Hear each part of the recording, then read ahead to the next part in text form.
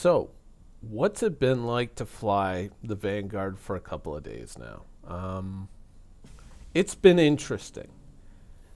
Some of the complaints that I had about it are removed in terms of its maneuverability and its speed. But when you look at the balancing of the ship, the truth is that this is probably nowhere near where we're going to end up once this game goes live.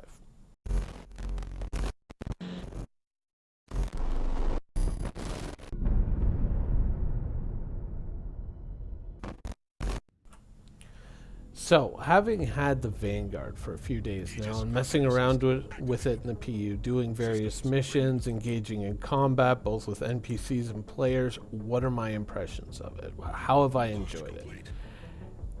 I've enjoyed it a lot.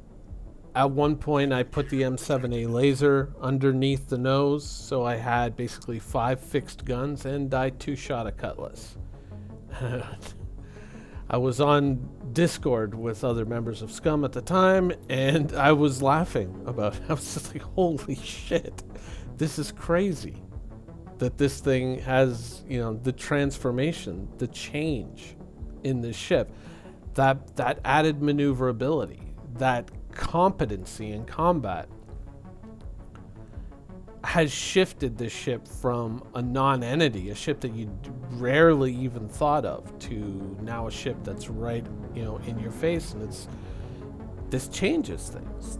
This makes for an interesting problem for CIG, but at the end of the day, it's still the original problem that the Vanguard always had. It's just we're now viewing it from the other side of the spectrum. What if the Vanguard is just too good, right? And that's always been the problem with the Vanguard, is it presented a certain convenience. Right now, currently, it travels as far as a Caterpillar does. So when you think about it, you go, okay, so what can I do with that? Well, let's say I wanted to go down to Jumpertown and purchase a whole bunch of medicine from that location and deliver it to a location that's much further out. But I don't want to just go down there with a Caterpillar. I want to bring a few ships as escorts, which is where the Vanguard comes in, because the Vanguard can cover the same distance that the Caterpillar can, so the escorts can keep up with the ship that they're escorting, right? So that's kind of where you would kind of that's where you would probably find yourself. It's going, I want a couple of Vanguard pilots to escort me, get me down there, make sure nobody's down there to mess with me, give me cover while I buy my goods, and then fly out, and then get it to my destination, sell it, make hopefully a very healthy profit, and then pay them out. Okay, everything's great. But we now come to a new problem, which is as players start to see that, as players start to go, oh wow, this is one of the things that you can do with the Vanguard, and this really works. I'm going to try the Vanguard out. And they start to see things. They go, well, now it's competent in combat. It's actually pretty damn good. Now, is it as maneuverable as other fighters? No.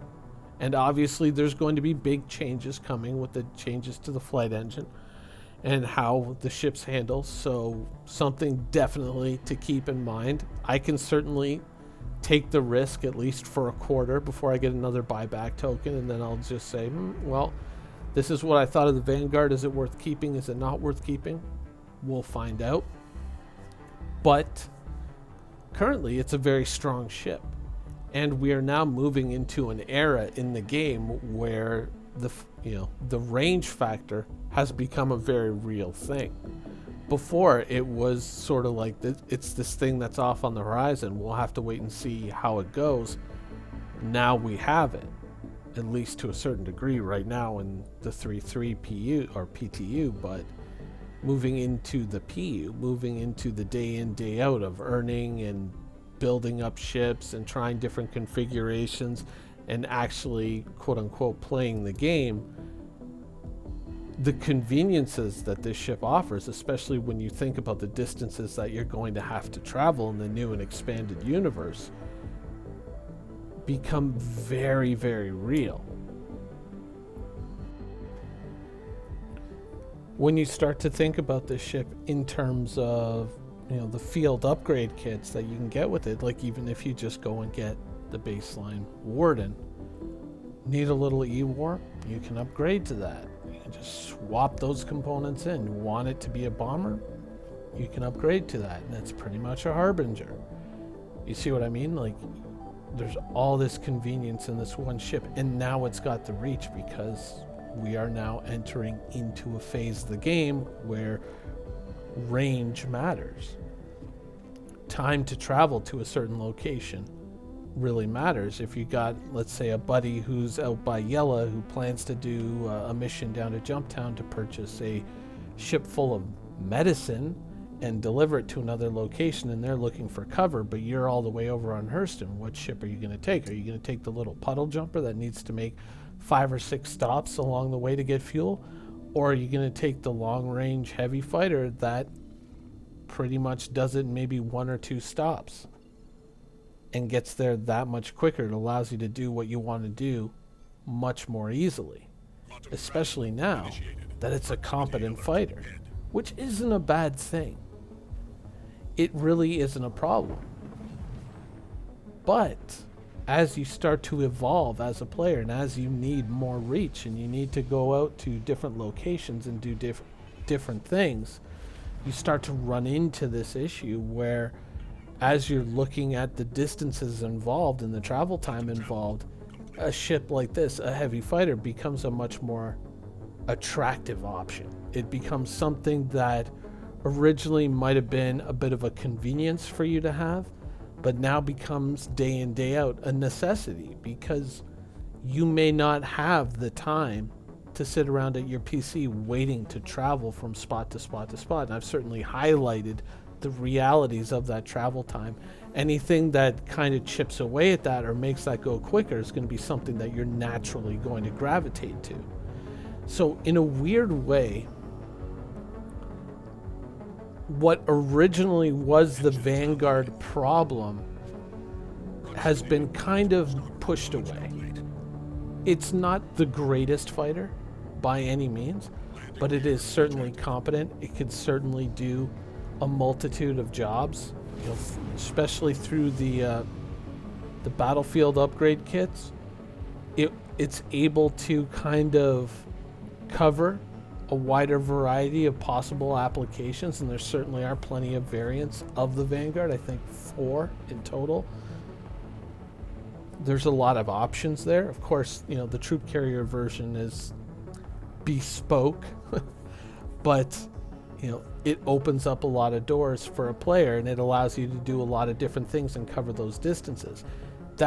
And it's actually a competent fighter now. That's a good thing, but it's also a bad thing. Even if you're a player who is very fighter centric, like you look at the game and you're like, I just want to be a fighter pilot. That's all I've ever wanted to be. That's what I'm going to be. Or if you are just a pilot, you know, a player who, when they hop into a fighter, they want a good fighter, this certainly is it. But now, as we're moving into the new reality of the game, there's plenty of players out there that you might want to play with who have the Crusader Mercury, the Caterpillar, the 600i, all these other things. And if you want to fly cover for them, they're not going to want to wait around for you to make all these different stops at all these different rest stops while they're trying to go and do what they want to do. They want somebody who can keep up with them. And because of the way the game has been developed right now, this is the only game in town. This is the only ship. It covers a lot of bases. It's a great ship. But the problem is it's, once again, the only game in town.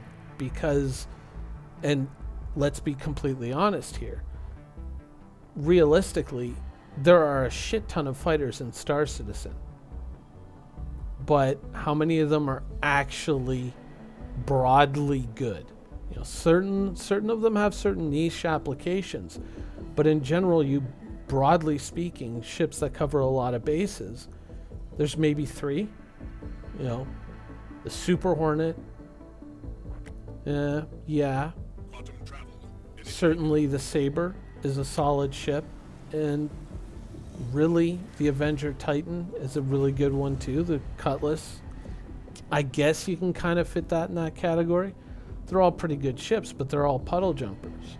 And apart from that, I mean, it's just a cavalcade of mediocrity, of just horrible ships and just boring ass ships. And the problem is that at the top end of that pyramid, realistically, there's only just this one fine point, which is the Vanguard. There are really no other heavy fighters that kind of incorporate range into the equation. This is the only game in town. Do you see what I'm saying? It's like we have this tremendous variety at the bottom end, but at the top end, we got this. Possibly the F8 Lightning will change that, but you have to play up to a certain point in Squadron 42 to even get access to that. And even then, how good is it going to be? Well, I guess maybe we'll find out in, late fall, winter of 2019. A year from now or more, we may find out how good that ship is.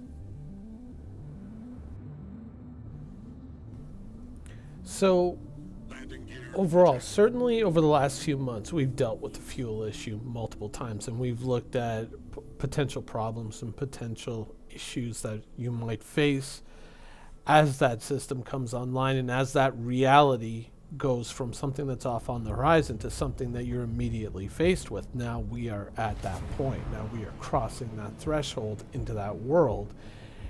And in a weird way, when I made those videos and I was talking, years ago, and I was talking about the Vanguard problem. Well, now the Vanguard problem is a new problem. It's a different problem in the fact that it's only the Vanguard. We've spent so much time developing all these other little ships that are, frankly, completely inconsequential and boring. And we've spent so much time and put so much effort into those ships that we are now at a point where at the top end of the fighter food chain, we really only have one, maybe two ships, and that's it. What would Drake do in a heavy fighter? What would Misk do in a heavy fighter? And of course, the obvious pushback is going to be too many ships, already too many ships in the pipeline. How could you possibly be asking for more? True. But I think it kind of highlights an issue that there were way too many ships that were being developed at the bottom end of the food chain and not enough at the top. And so we're kind of entering this point where really, we don't know exactly what the F8 Lightning is going to do, but at least on the top end of the fighter spectrum, especially when you start to factor in things like range, we are really looking at only one game in town. And that's not a great place to be.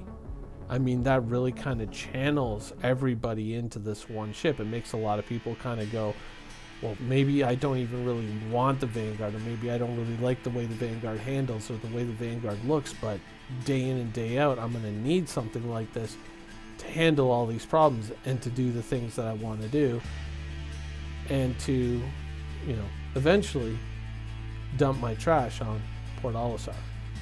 Anyways, something to think about. I hope you guys enjoyed the video, and thanks for watching.